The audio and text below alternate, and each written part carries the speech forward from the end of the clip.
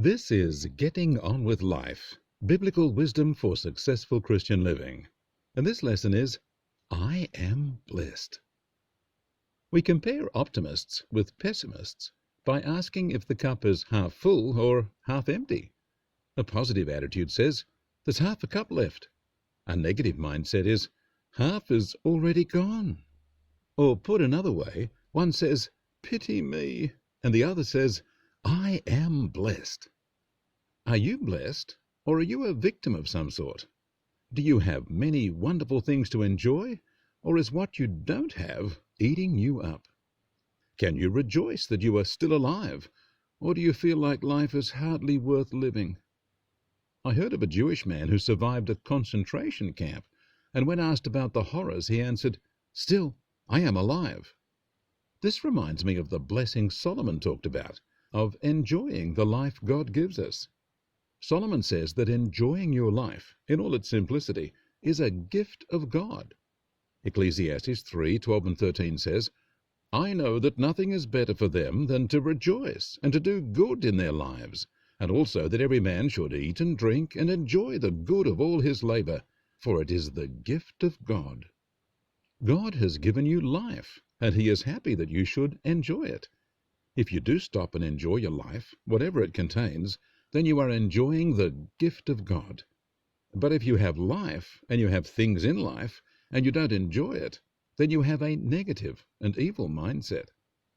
Some might complain that they have no good reason to be happy. All the things they wanted or value have been taken from them. They will believe they have right to be annoyed, resentful, unhappy, depressed, and the like.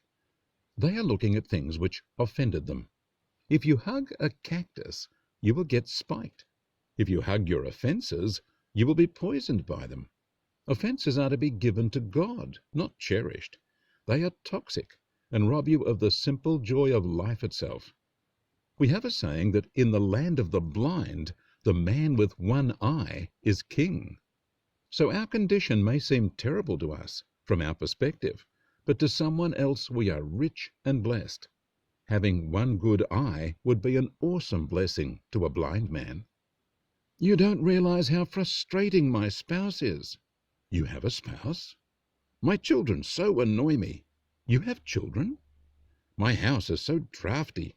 You have a house? I can't afford nice things. You have money? I'm sick of the same old food all the time. You have food? I wish my leg wouldn't ache. You have a leg?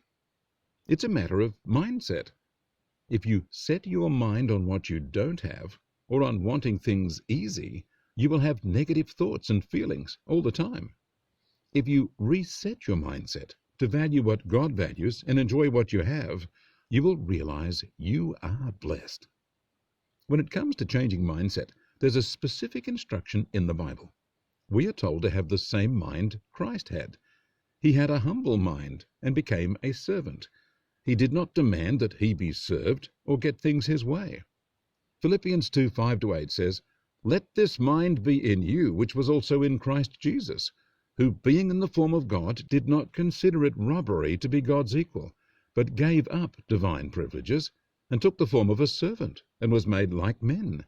And being found in appearance as a man, he humbled himself and became obedient to death, even death on a cross. The mindset we are told to have, the mind of Christ, is one of putting off our self-serving attitudes and living to serve and bless others. Believe it or not, there is great blessing in being a blessing. When we live to give out to others, we receive abundantly. Acts 20:35 says, It is more blessed to give than receive. And Luke 6:38 says, Give and it will be given to you. Good measure, pressed down, shaken together, running over, will be handed to you. How you measure out is how it is measured back to you. Look at this another way. You are blessed. You might not think so, but you are. God has given you life, and he makes the sun rise on you and the rain fall on your lands. You also have the blessing of enjoying the life you have, if you'll only stop and do so. You can accept your blessings and enjoy them, or you can ignore them and complain about what you don't have. You are still blessed, even if you don't think so. But you deny yourself the joy of that blessing because you become blind to it. Surely you've heard people say, "He doesn't know how good he has it," or met people who only realized the good things they had once they lost them. So many people have trashed a good job, marriage and family, health and wealth by not appreciating their value. Let me ask you the question, are you blessed? If you struggle to agree that you are, or if you quickly follow with, "Yes, but I have all these issues," then something is wrong inside you. Something inside you is spoiling your ability to enjoy the gifts God has given you.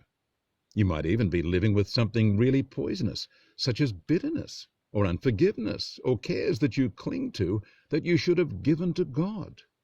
Hebrews 12:15 warns us, "Be careful that no one fails to apply God's grace, or a root of bitterness will spring up and trouble you, and cause many to be defiled." Matthew 6:15 says, "If you do not forgive men their trespasses, neither will your Father forgive yours." And 1 Peter 5:7 says, "Cast all your cares onto him because he cares for you." Next time you feel upset, annoyed, disappointed, angry, frustrated, or the like, quickly ask yourself the question, am I blessed?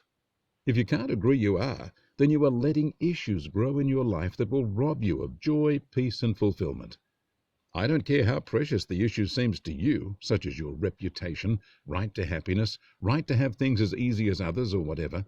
If the issue stops you enjoying being alive, then it is poison. Don't drink it. Pass the poison cup to Jesus. Jesus has already paid for all sins and carried all burdens, so he can handle the poison you are about to drink.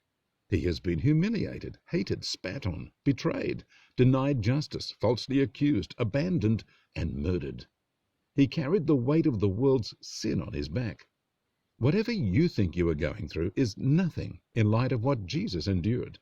And he did all of that for you, so you would be free and could rejoice in the life God has given you.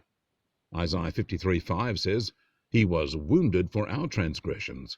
He was bruised for our iniquities. The chastisement and disturbance of our peace was placed on him, and with his whiplashes we are healed." Friends, become free and get a right attitude. Abandon all those negative things poisoning you, and with delight in the Lord, declare and celebrate that I am blessed. God bless you.